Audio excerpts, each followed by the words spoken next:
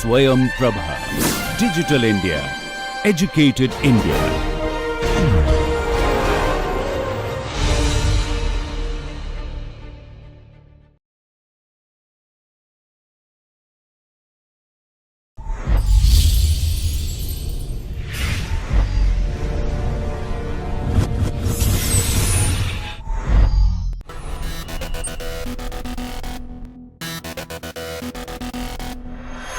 Let us look at one more aspect of sentence.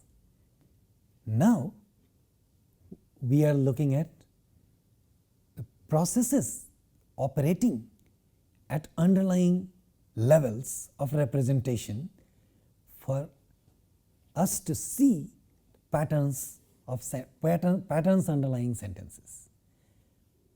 First, we have understood sentences categorically. We have tried to look at its parts and an agreement which connects the two parts to make a sentence. So, we have looked at parts of sentences and we have looked at elements that are responsible for making a sentence. Having looked at those things, we started looking at one more aspect of sentence which is going to help us look deeper. And when we started looking deeper into sentences, we saw that the patterns that are underlying sentences can help us go further deep at one more level of depth, where certain processes are operating in a sentence. The two things that we have seen so far are displacement and case assignment. For both, we have seen evidence that an element from one position moves to another in the case of displacement, and in the case of cases, we have seen that heads like verbs and prepositions really assign accusative or objective cases to their complement NPs, which in a way guarantees grammaticality of a sentence in terms of case assignment. Remember, there is a requirement at the level of sentence that every noun phrase in a sentence must be case assigned. This requirement takes place at one more level of representation, which is deeper level, which is sometimes also called deep structure, and then we see that heads really assign cases to their complements, which in turn gives us grammatical structures, grammatical sentences. Then we looked at evidence of displacement, where we see that one element goes to another and we need to account for that. When an element moves to another position, it goes out of IP. So, we brought in an idea of CP to capture such a movement, and then we could see that this operation also takes place at another level of mental representation. Not only it takes place, but we saw that it has strong compulsions, strong motivations to go through that. That is, certain elements in a sentence at very deep level of representation of sentences in human mind can be recognized as elements compelled to undergo displacement. We will look at complementizer phrase in subject and object positions. We have discussed a lot about complementizer phrases and its role, how it came into picture. We postulated this thing to describe and explain movement of NP from one place to the other. We have seen the displacement and we have looked at other descriptions and motivations for movement. But at this point, we want to bring in and include a discussion on CP as the subject or the object. So this was the complementizer phrase. The complementizer phrase that you see on the screen right now is the complementizer phrase where the complement takes the IP as its complementizer takes the whole IP as its complement, and this describes displacement. Please note the two terms, complementizer and complement. These are two different things. So complementizer is the head of the complementizer phrase CP, and the complement is a relation, that is IP is the complement of C. Then we will be discussing how it comes in different positions, where we have CP in the subject position, and then we are going to be looking at in this screen CP can also be part of the object, that is CP can surface in the object positions as well. So we have seen motivations for movement, where we have established that there are more reasons than one why elements must move. In this kind of a structure, we argued that the whole IP becomes the complement of a C, therefore, and such a thing can help us account for and explain WH sentences, in other words interrogative sentences for languages like English. It helps us understand WH questions and interrogative sentences in many languages. We now need to understand that IPs can be complement of a C, but it is not necessary that that is the configuration that is always going to work.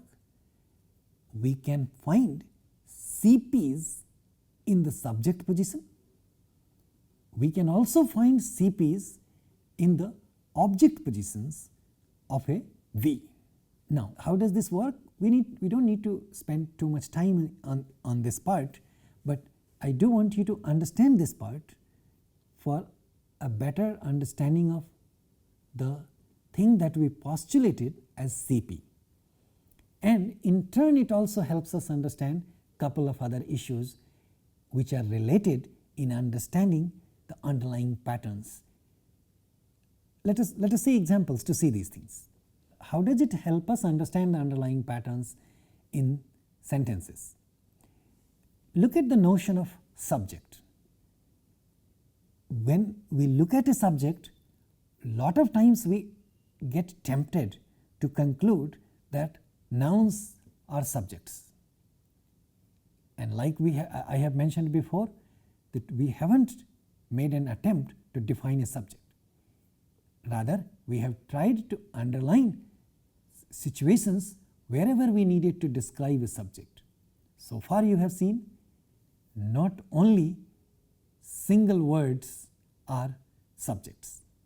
You have seen many instances where our canonical sentence that we have been looking at, John likes pizza, John is the subject of the sentence. Then we saw a situation where we had a phrase as the subject of the sentence when we saw examples like students of physics like pizza. Students of physics is an NP, is a larger NP, is a heavier NP which is in the subject position of a sentence.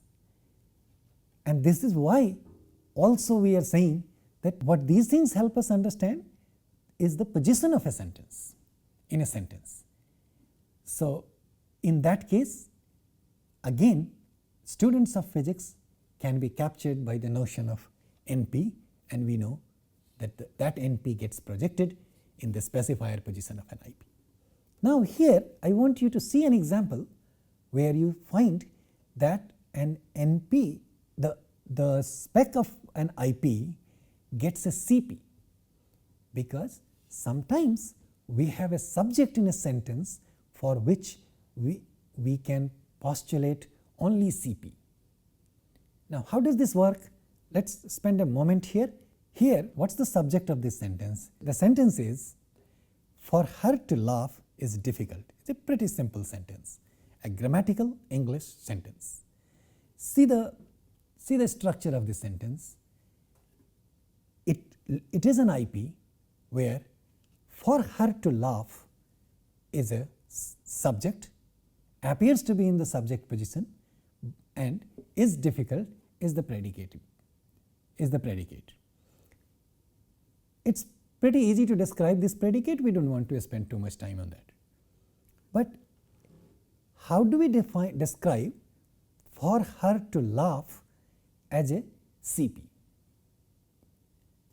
For us to understand this part, we need to look at this CP, where very briefly I want to argue that within the CP we have an IP. That is, there is another sentence within this IP, that is her to laugh. Her is the subject of that IP, and then to laugh is the predicate of that IP. And this predicate is non-finite predicate where there is no infill. And then within that IP, the spec of that IP is occupied by her, but that her is getting an accusative case. Where does this get an accusative case from? And for that it needs to bring in a preposition for, which is going to assign it in objective case. So we cannot simply say her to laugh is difficult.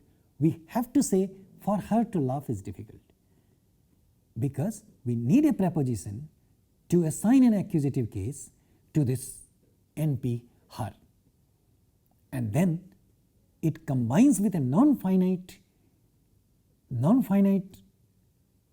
predicate to laugh, and then together it becomes a CP which gets projected in the specifier of IP position of this simple sentence, for her to laugh is difficult. Now, having understood what we have described so far as part of the structure of sentence, as part of motivation of several movements and several processes underlying the patterns, let me repeat this again. I invite you to check this sentence on the level of the discussions that we have done so far in this course. We have looked at the structure of a sentence. We have looked at a structure of phrases, where we have argued for a sentence as a phrase. Then we have looked at underlying structure of those phrases. Then we have argued for processes taking place at those underlying levels of mental representations as part of our understanding of patterns underlying sentences. And now, on the basis of all these things, I want you to help yourself describe the sentence where I have given you everything, and as the structure also, I am giving you the template that in the specifier of this IP that you see on the screen is a CP, which takes the whole sentence for her to go within it, and then you have is difficult. Describe this thing and then help yourself understand how this sentence is projected. I'll simply give you a small demonstration on the screen, on the board, and then we will move to the next part. What we are saying is, here is an IP. Keep in mind this sentence, and we are saying this has an I where we have present tense is, and then you have got is difficult. So here you have present tense, and then in VP you have the predicate is difficult. I'm not going to elaborate this part. I am interested in this part. Here is the specifier position of this subject, and my argument is in this position we have a CP, and that CP is the subject that you see in the red for her to laugh, because this whole CP gets nominative case from this present, which is finite I. Let me explain this term. Finite simply means plus tense. Plus tense is finite. So when we say non-finite, we mean no tense, that is minus tense. So remember this thing, we are saying this CP is getting case from this I. Now it could potentially get a nominative case, but this I will assign nominative case to what? In the CP here you have, how does this happen? How does this get projected? You have spec, you have C bar, then you have C, and then you have an IP. Then this IP is again specifier I bar, and then you have I and VP. This in the specifier position here you have her, and this IP, this VP is to laugh, and thus this is a non-finite IP, which is minus tense.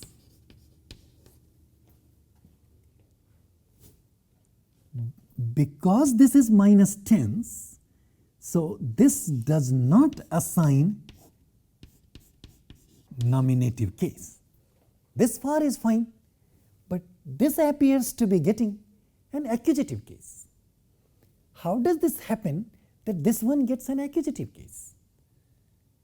We see that, and the reason why we are saying this whole thing is a complementizer phrase, this can only be explained if we postulate a preposition in this place and allow this preposition to assign accusative case to this NP.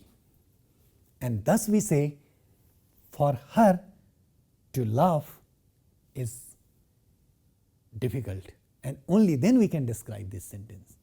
Please check every bit of the detail that I have given you here in the light of the discussions that we have had so far.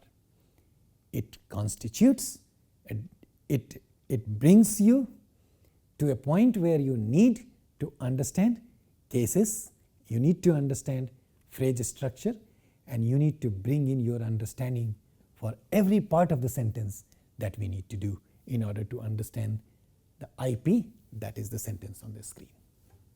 Now, the idea of this thing was simply for you to see that a CP can also be part of a subject. So remember where we started?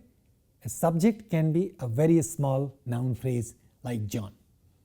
A subject can also be a noun phrase like students of physics. A subject can be as complicated as a CP, which you see how it works. So all kinds of phrases can be part of subject. Still, I am not giving a comprehensive description or definition of a subject. I am only pointing to you the elements that can occur in subject position. Moving on to our discussions, I want you to understand that a CP can also be in object position.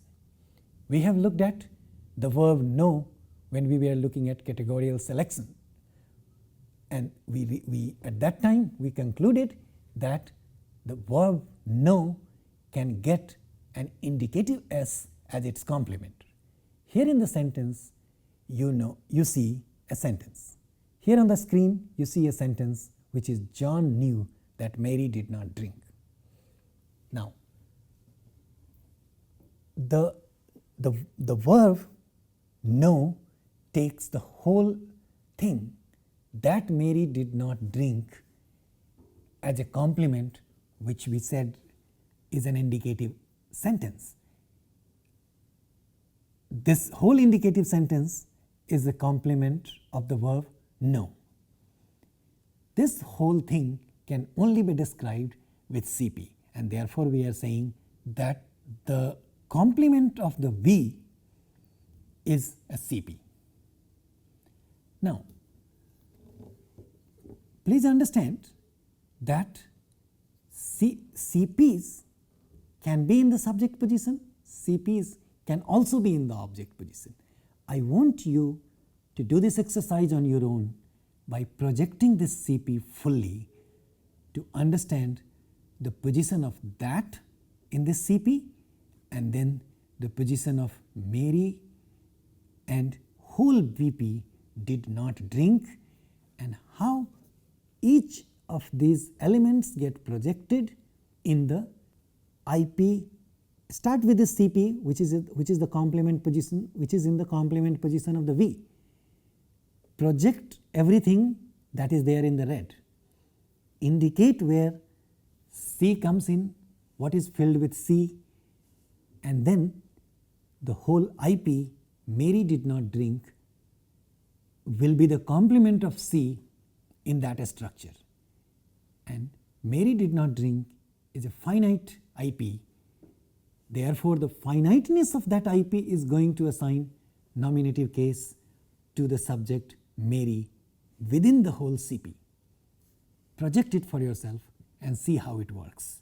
I want you to do this exercise for yourself to understand CP in little bit more details, and also I want you to understand the notion of subject and the idea of CP for us to see the underlying patterns of sentences and different levels of representation of these elements. Thank you.